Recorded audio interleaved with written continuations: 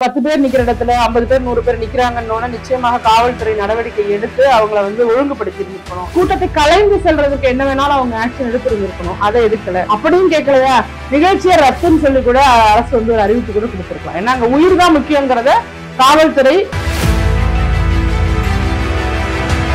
தன்னுடைய தலைவருக்கு ஓய்பிரிவு பாதுகாப்பு போட்டு அதற்கு பிறகும் தனியார் பவுன்சர்களை வச்சு நீங்க பாதுகாப்பு கொடுக்க தெரிஞ்ச நீங்க இந்த தலைவருக்கு இவ்வளவு முக்கியத்துவம் பாதுகாப்பும் தேவைன்னா அதே முக்கியத்துவம் பாதுகாப்பும் ஒவ்வொரு நபர் உங்களை நோக்கி வந்து நிற்கக்கூடிய ஒவ்வொருத்தரையுமே நீங்க ஒரு தலைவரா நினைச்சுதான் அவர்களுக்கான பாதுகாப்பை உறுதி செய்திருக்க வேண்டும்.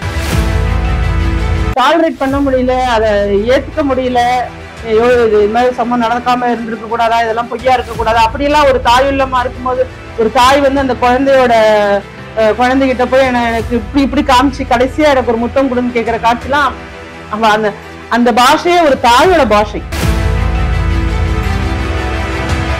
அவர் பேசுறத கேட்க வரல, அவர் பார்க்கணுங்கிறதுக்காகவே வர்ற கூட்டம்.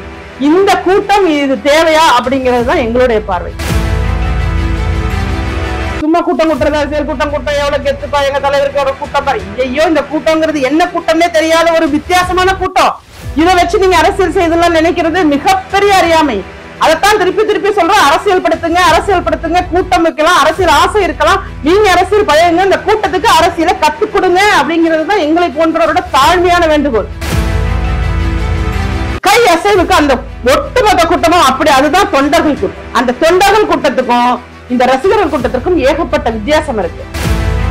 அந்த கூட்டத்துல நடுவுல ஒரு ஆம்புலன்ஸ் அந்த தாவிக கொடி வச்சு கிராஷ் ஆகுது. அந்த கிராஷ் ஆன உடனே என்னன்னா கரண்ட் கட் ஆகுதுன்றாங்க. அப்புறம் தடியடி நடத்தினாங்க, ஏதோ ஒரு விஷயம் சொல்றாங்க. பாடி எடுக்கிறதுக்கு முன்னாடி போனாதான் டெத்துக்கு போறது, பாடி எடுத்த பிறகு போனா துக்கம் விசாரிக்க போறது. கூட்டத்தை கட்டுப்படுத்த முடியாம நெரிசல் ஏற்பட்டிருக்கு. அதனால யாராவது போன் பண்ணி கூட ஆம்புலன்ஸ் வர வச்சிருக்கலாம். அதனால ஆம்புலன்ஸ் வந்ததுனால அப்படிங்கிறதோ, பவர் கட் கூட அவங்க எல்லா இடத்துலயும் தொங்கிட்டே இருக்கும்போது வேற ஏதாவது மின் விபத்து ஏற்பட்டிருக்கும் கூட கரண்ட் நிப்பாட்டப்பட்டிருக்கலாம்.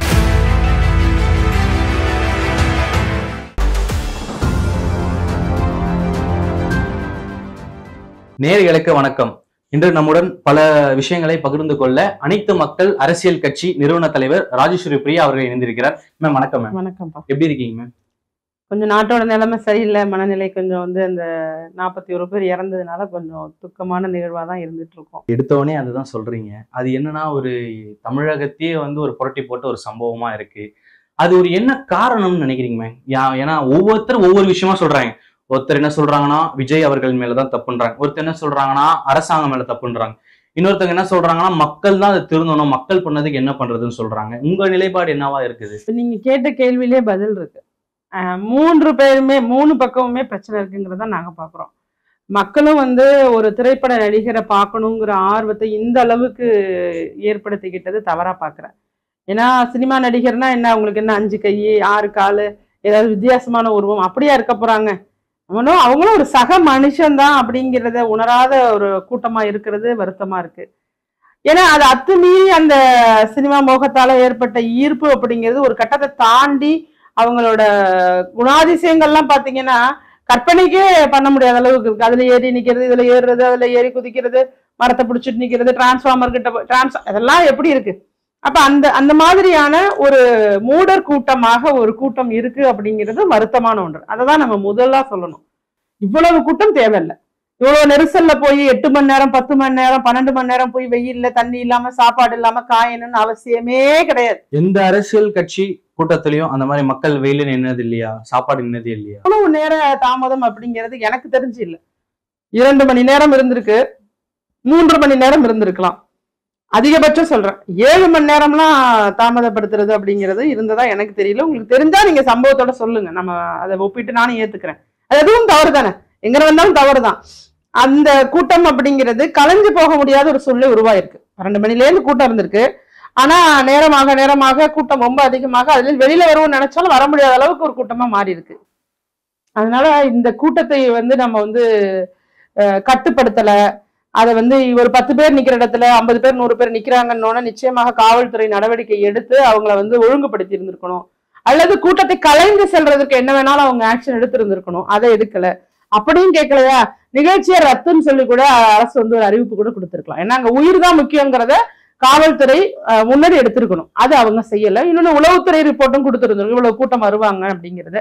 பர்மிஷன் கேட்ட இடம் அப்படிங்கிறதுல தமிழக வெற்றி கழகமே வந்து 10,000 பேரை நாங்க எதிர்பார்க்கிறோம் தான் போட்டிருக்காங்க. அந்த எதிர்பார்ப்புகளோட எண்ணிக்கையை குறைவா போட்டதும் தவறு. ஏன்னா இது வந்து ஒரு கட்சி சார்பில் நடத்துற கூட்டமா இங்க இன்னும் நடக்கல. இது முழுக்க முழுக்க ஒரு நடிகர் மேல உள்ள ஒரு ஈர்ப்புல வர ரசிகர் கூட்டமாக தான் இன்றளவும் இருக்கு.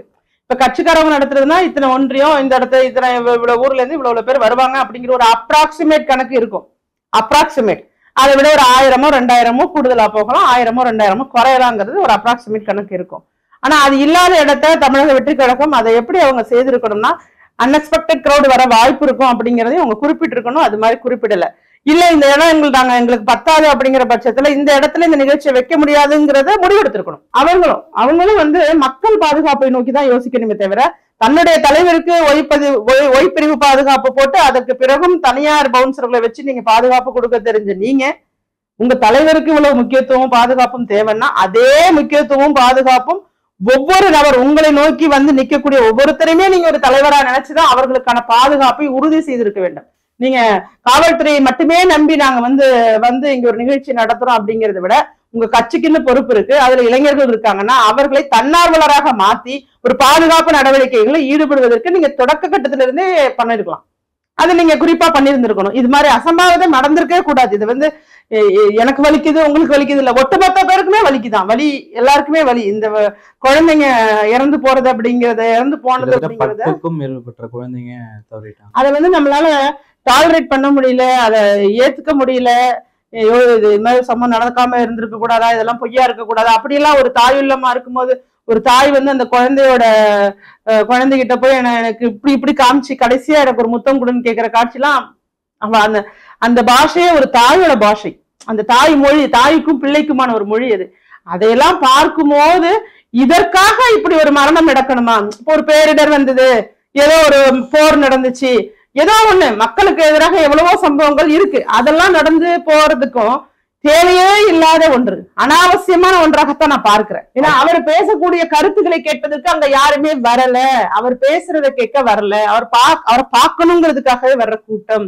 இந்த கூட்டம் இது தேவையா அப்படிங்கிறது தான் எங்களுடைய பார்வை. காவல்துறை முற்றிலுமாக இதுல எப்படின்னா விஜய் அவர்கள் பேசுற பேச்சு திமுகவை நோக்கி பேசுறாரு.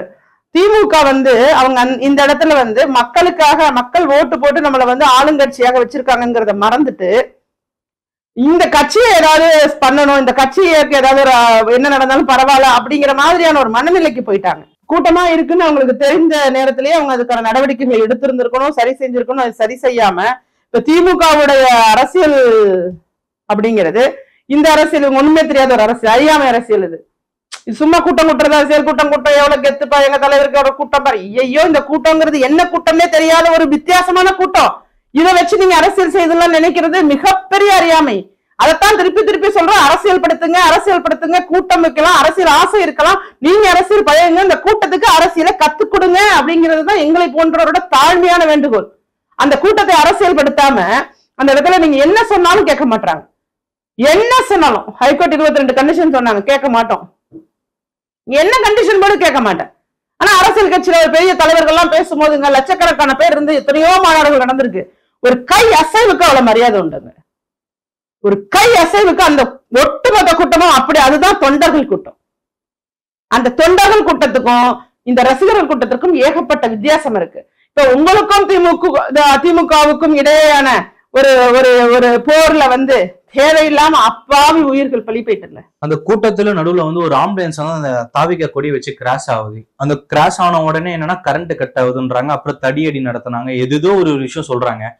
இது வந்து பாத்தீங்கன்னா ஃபுல்லா ஒரு பிளான் பண்ணி வந்து அவங்க பண்ணதாகலாம் சில விமர்சனங்கள்லாம் சோசியல் மீடியால நிறைய வந்துட்டு இருக்கு. அது தீவிர விசாரணைக்கு உட்படுத்தப்பட வேண்டியது. ஏன்னா நான் வந்து மருத்துவமனைக்கு போனேன், அட்மிட் ஆன ஐசியூல இருக்கக்கூடிய பிழைத்தவர்களிடம் சில கருத்துக்களை கேட்டு வாங்கியிருக்கோம்.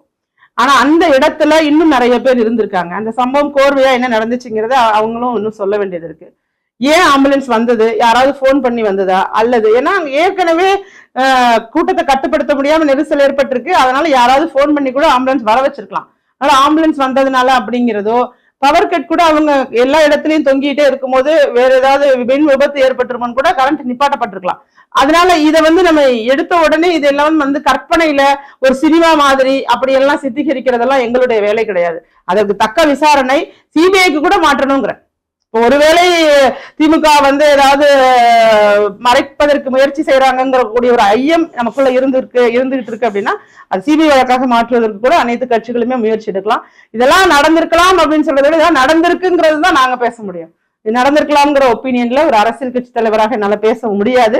ஆனால் நடந்திருக்க கூடாத ஒரு அசம்பாவிதம் நடந்திருக்கு. இந்த பிழையை எப்படி திருத்த போறோம்? இது ஒரு வரலாற்று பிழை மாதிரி.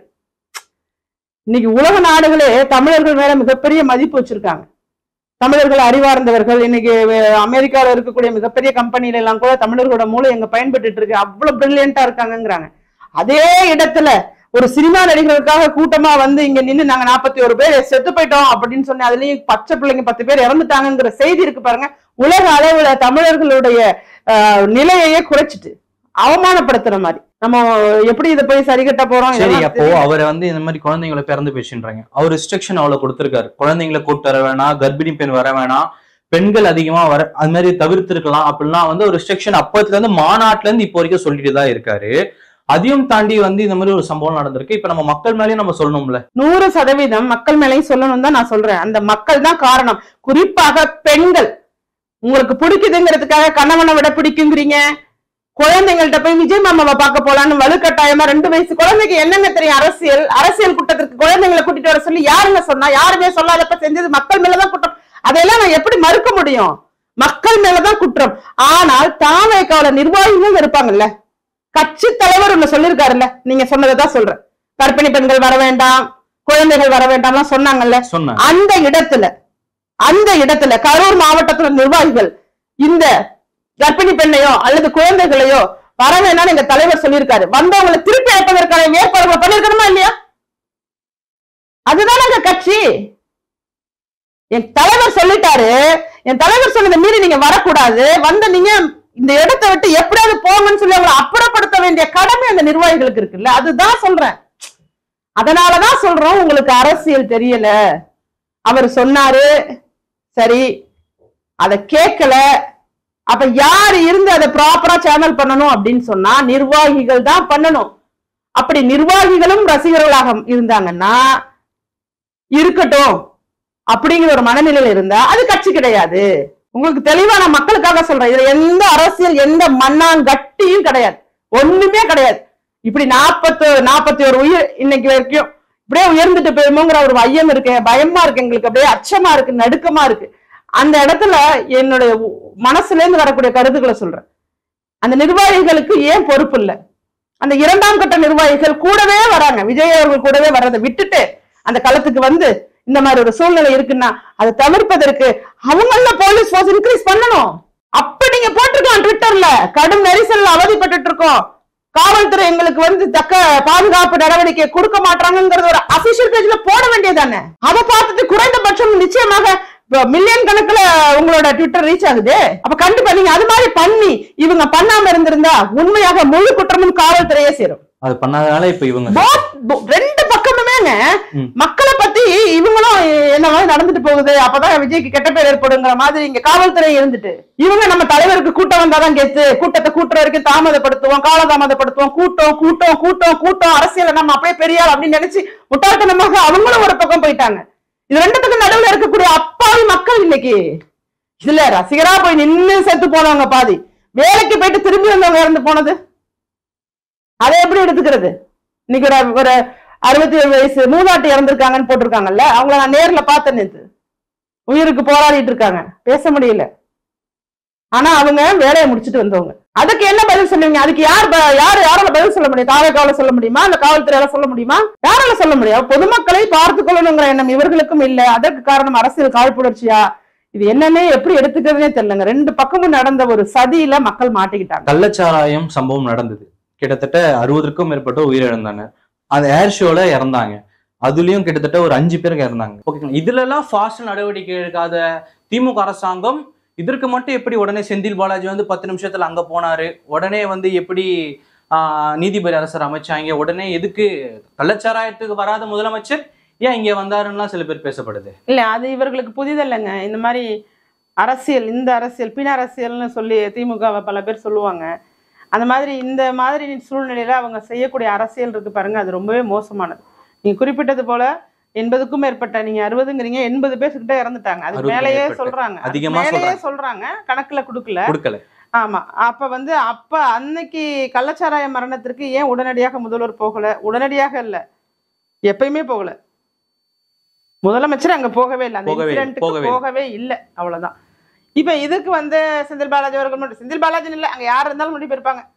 எல்லாம் முன்னாடி போறது, அன்பில் மகேஷ் போனது, இவங்க போனது, அவங்க போனது எல்லாமே வேக வேகமா பண்றதுக்கு காரணம் காத்துக்கிட்டு இருந்த மாதிரி இருந்துச்சு. இதை பிளான் பண்ணாங்களா, அதை பிளான் பண்ணாங்களாங்கிறதெல்லாம் நம்ம சொல்ல வேண்டாம், அது நாகரிகமாக இருக்காது. இது ஒரு பிளான் பண்ணி நடந்தது அப்படியெல்லாம் தயவு செய்து எந்த நிகழ்வையுமே அந்த மாதிரி கற்பனைக்குள்ள போறதை விட யதார்த்தமாக உண்மையாக அந்த களத்துல என்ன நடந்ததோ அதை தான் நம்ம பத்தி பேச முடியும். அப்ப இவங்க are waiting for this kind of moment.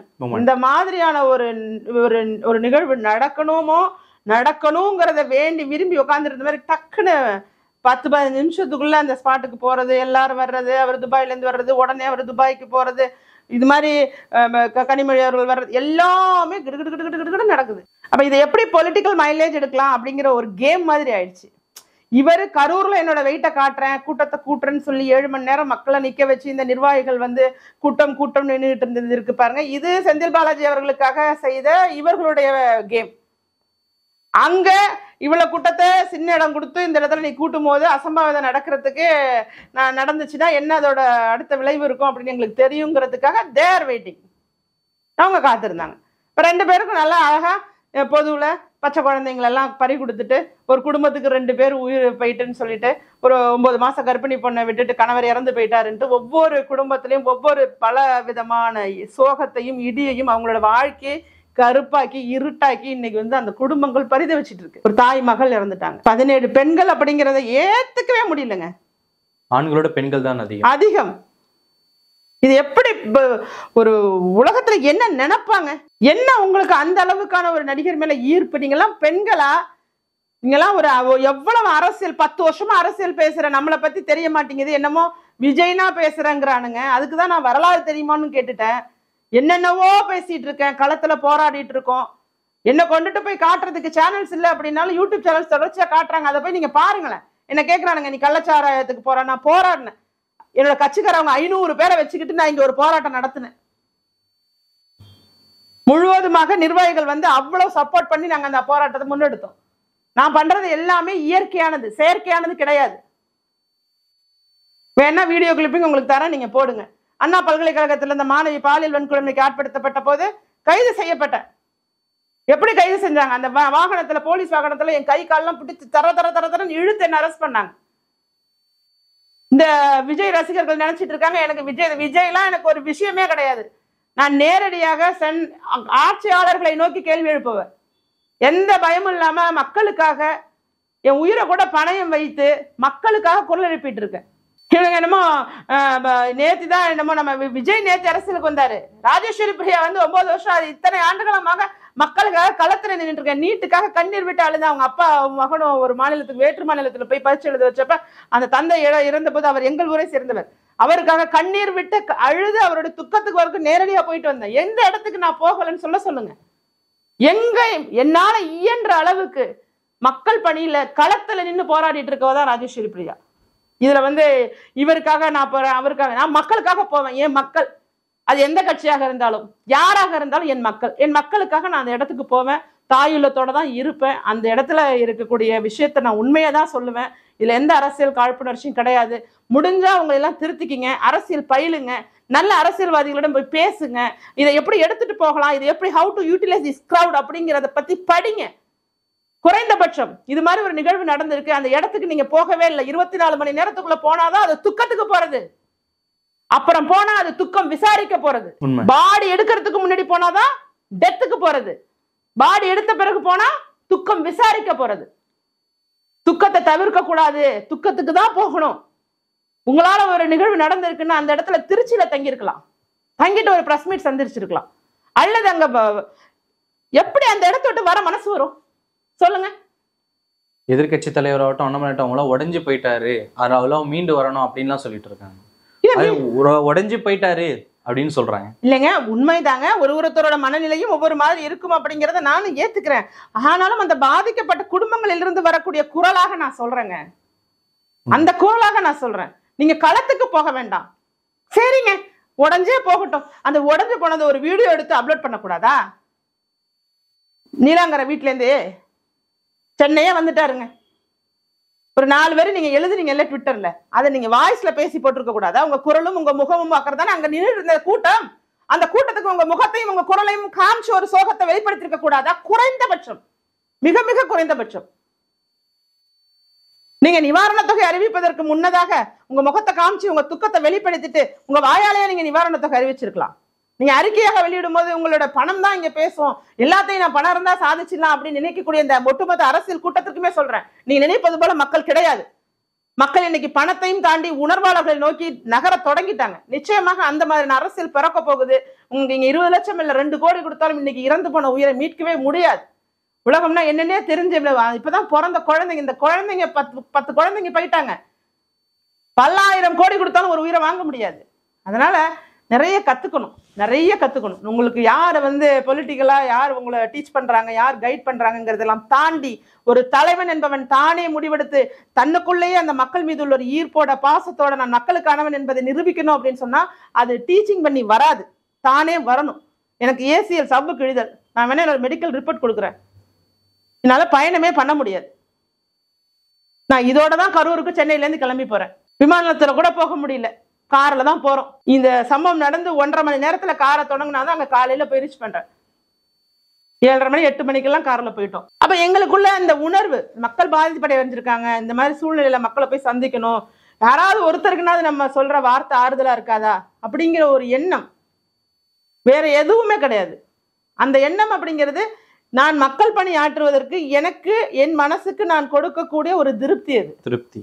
அந்த திருப்திக்காகத்தான் நாங்கள்லாம் களத்துல நின்று போராடுறோம். ஏன்னா நான் பெரிய அரசியல் வாரிசு கிடையாது, நான் பெரிய அரசியல் தலைவரோட மகள் கிடையாது, நான் பெரிய சாதியை வைத்து அமைப்பு நடத்தக்கூடிய நபர் கிடையாது, எனக்கான பின்புலம் எதுவும் கிடையாது, நான் பெரிய பண பின்புலம் படைத்தவள் கிடையாது. நான் சாமானியர், சாதாரண மக்கள்கிட்ட வந்த ஒரு அரசியல் கட்சி தலைவர்.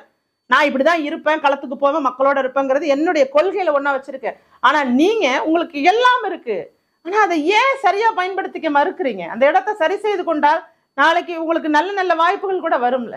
நிச்சயமா. அதனால நான் சொல்றது எல்லாத்தையும் இந்த ரசிகர் கூட்டம் அவ்வளவு கெட்ட வார்த்தைன்னா எவ்வளவு கெட்ட வார்த்தை பேசுறானுங்க. அறிவு இருக்கா இல்லையா அவங்களுக்குலாம்? அறிவு கெட்ட ரொம்பவே மோசமான ஒரு கூட்டம், ஆபாச வார்த்தை. நான் இந்த இந்த தளத்தின் மூலமாவே சொல்றேன், எவன் ஆபாச வார்த்தை பேசுறானோ உண்மையாகவே அவன் வாழ்க்கையில முன்னேறவே மாட்டான்.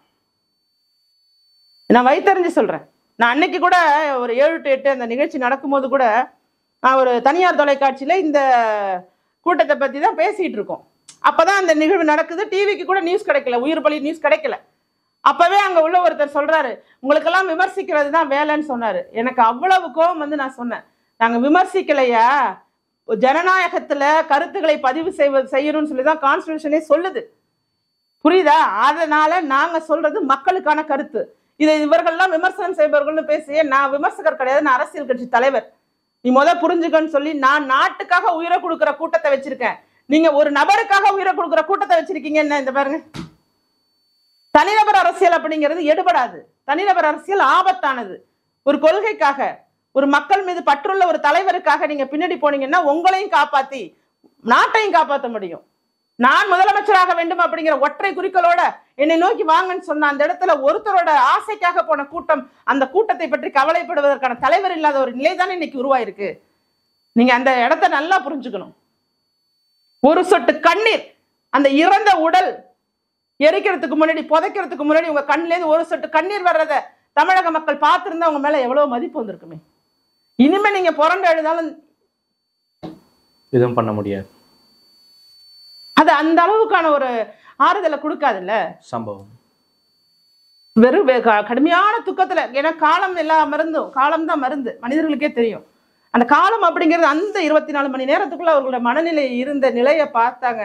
ஐயோ, யாராலையும் அந்த இடத்துல அழாம வர முடியாது. அந்த மரண ஓலம் அந்த சத்தத்திலேருந்து வெளியில வர்றதுக்கே கிட்டத்தட்ட ஒரு வாரம் ஆகும் போல இருக்கு. அப்படிப்பட்ட ஒரு சூழ்நிலையிலேருந்து நாங்களாம் வந்திருக்கோம். அதனால அதை பார்த்தவங்களுக்கு தான் புரியும். பேசும்போது அவங்களுக்குலாம் என்னென்னவோ உண்மையா கெட்ட வார்த்தை பேசுனாங்கன்னா அவங்க எல்லாம் வந்து மனிதர்களே கிடையாது. உங்க கையில போன் இருக்குங்கிறதுக்காக நல்லது சொல்றவங்களை எல்லாம் ஆபாச வார்த்தையில பேசுறீங்கன்னா நீங்க எல்லாம் நல்ல பெண்கள் உங்களை சுத்தி இருக்காங்க. அந்த மரியாதை கிடையாது. ஒரு தாய் வயித்துல பிறந்துட்டு இப்படி பேசலாமா? உன்னோட தாய் வந்து ஒரு பெண் தானே. ஒரு பெண்ணை பேசுறதுக்கு நீ என்ன வரையறைன்னு கூட தெரியாத. நீ கருத்தால வெல்லணும். கருத்தால தான் வெல்ல முடியுமே தவிர உன்னுடைய ஆபாச கருத்து, ஆபாச பேச்சு, ஆபாசமான வார்த்தை நிறைய இருக்குங்க. இன்னும் நான் போராட வேண்டியது நிறைய இருக்கு. அது அடுத்த போராட்டமா நான் போராடுறேன். ஆனா சொல்றேன், இந்த மாதிரி கருத்துக்களை பதிவிடுறவங்களுக்குலாம் உண்மையிலேயே அவங்க எதிர்காலம் வந்து பூஜ்யமா தான் இருக்குங்கிறத பதிவிட்டுக்கிறேன். ஏன்னா பெண்கள் குறிப்பாக பொதுத்தளத்துல வந்து பேசினாலே இந்த மாதிரி ஆபாச கருத்துக்களை வச்சு எங்களுக்கு தடை போடுறாங்க. ஒரு குறிப்பிட்ட லெவலுக்கு மேல என்ன ஆயிடுது தெரியுமா? அந்த ஆபாச கருத்துக்கள் பேச பெண்கள் முடங்கிடுவாங்க. அவங்க உற்றார், உறவினர், குடும்ப நபர்கள்லாம் இது மாதிரியான வார்த்தைகளை பேசுறதை பார்த்தா என்ன பண்ணுவாங்க? தேவையில்லை வான்னு சொல்லுவாங்க. அப்ப அதற்காக ஒரு சூழ்ச்சி, அந்த சூழ்ச்சி கூட்டத்தை ஓட விட்டு விரட்டுறேன் பாருங்க. நான் உண்மையாவே இங்கே சவாலா சொல்றேன். பல கேள்விகளுக்கு பொறுமையா பதில் சொன்னதுக்கு மிக்க நன்றி. நன்றி. மீண்டும் சந்திப்போம்.